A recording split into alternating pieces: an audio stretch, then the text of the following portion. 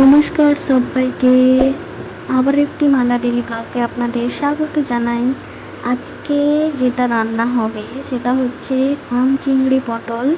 তো তার জন্য প্রথমে পটলগুলো একটু ছাড়িয়ে ভালো করে ভেতরের যে এর খোসাটা থাকে এটা ভালো করে বের করে নিতে হবে। তো মা কীভাবে করছে আপনারা দেখুন।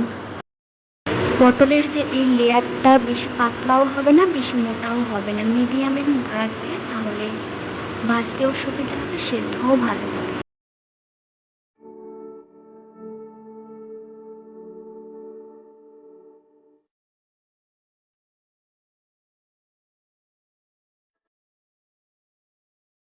এইভাবে সবকটা ছাড়িয়ে নিতে হবে। আর এদিকে মশলা আছে, এটা হচ্ছে চিংড়ি বাটা, আর এটা হচ্ছে টমেটো আর আমটা, সবগুলো এগুলো মিক্সিতে বেটে নেওয়া হয়েছে। তো এইদিকে আছে বাটিতে যেটা আছে পটলের যে ভিতরে খোসাটা বাটা, এটা পেঁয়াজ আদা রসুন বাটা, আর এটাতে এমনি লঙ্কা গুঁড়ি আর হলুদ গুঁড়ি মিশে দেবো। তো এই হচ্ছে মশলা।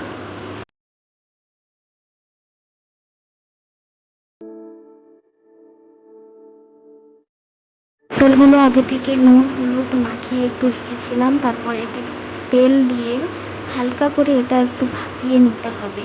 বেশি ভাজলে পুরটা পুড়তে কষ্ট হবে, তো তার জন্য হালকা করে এটা একটু প্রথমে ভাপিয়ে নিতে হবে তেলে। হয়ে গেছে, এগুলো তুলে নেবে।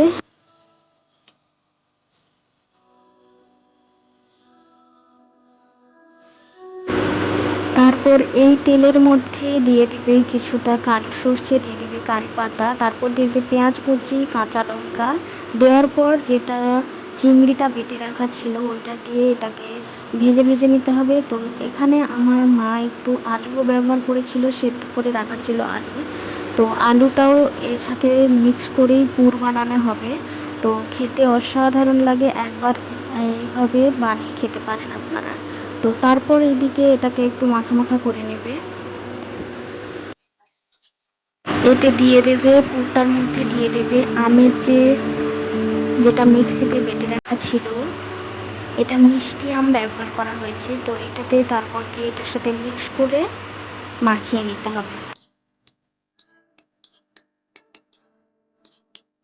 দিয়ে দেবে হলুদের গুঁড়ো, স্বাদ মতো লবণ, কিছুটা লঙ্কার, যে যেমন ঝাল খেতে ভালোবাসেন তেমনটা ব্যবহার করবেন।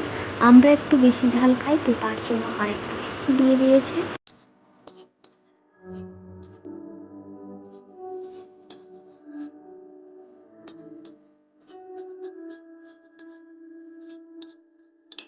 এদিকে চিংড়ি আর আলুর পুরটা কমপ্লিট হয়ে গেছে। এটা একটু ঠান্ডা হয়ে গেলে তারপর এটা পটলের যেটা ভাপিয়ে রাখা ছিল এর মধ্যে ভালো করে ভেতরে পুরে দিতে হবে। তো মা কীভাবে করছে আপনারা দেখুন।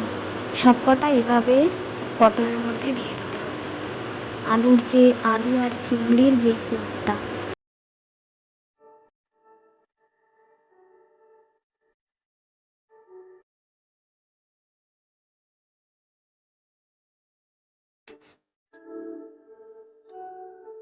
এরপর কড়াইতে কিছুটা সর্ষের তেল দিয়ে দিয়ে দেবে গোটা জিরে, গোটা তেজপাতা, লবঙ্গ, দারচিনি, এলাচ।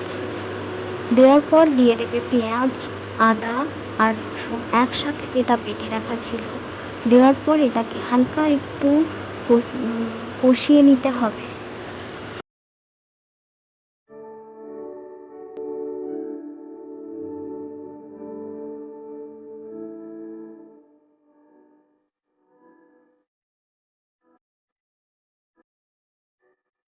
পর এর মধ্যে দিয়ে দেবে পটলের ভেতরের যে খোসাগুলো, ফেলে দেবেন না, এভাবে বেটে এটাকে কারি হিসেবে ব্যবহার করতে পারেন।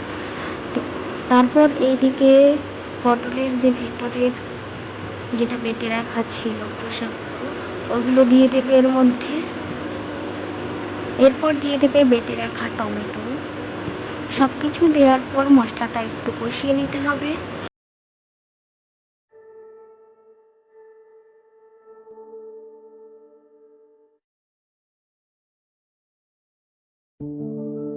মশলাটা কষে কষে এলে দিয়ে দেবে হলুদ আর লঙ্কার গুঁড়ি, যেটা মা জল করে রেখেছিল। দেওয়ার পর আবারও একটু হালকা এটা কষিয়ে নিতে হবে।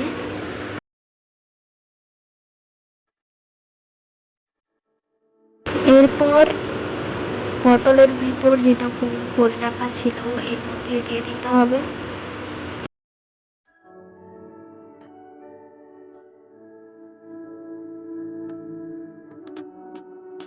একটু হালকা ফুট উঠলেই নামিয়ে নিলে হয়ে যাবে আম পটল চিংড়ি। দেখতে তো অসাধারণ হয়েছে, খেতেও অসাধারণ লাগে।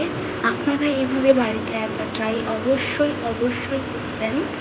গরমে আর কি বা সবজি পাওয়া যাবে, তো যেহেতু আম উঠছে এখন, পটলও এখন গরমের মধ্যে খাওয়া, তো সবজির মধ্যে পটলটাও খাওয়া হয়, তো এইভাবে একবার বানিয়ে খাবেন।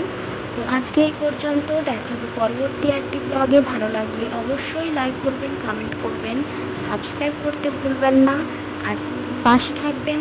থ্যাংক ইউ সবাইকে।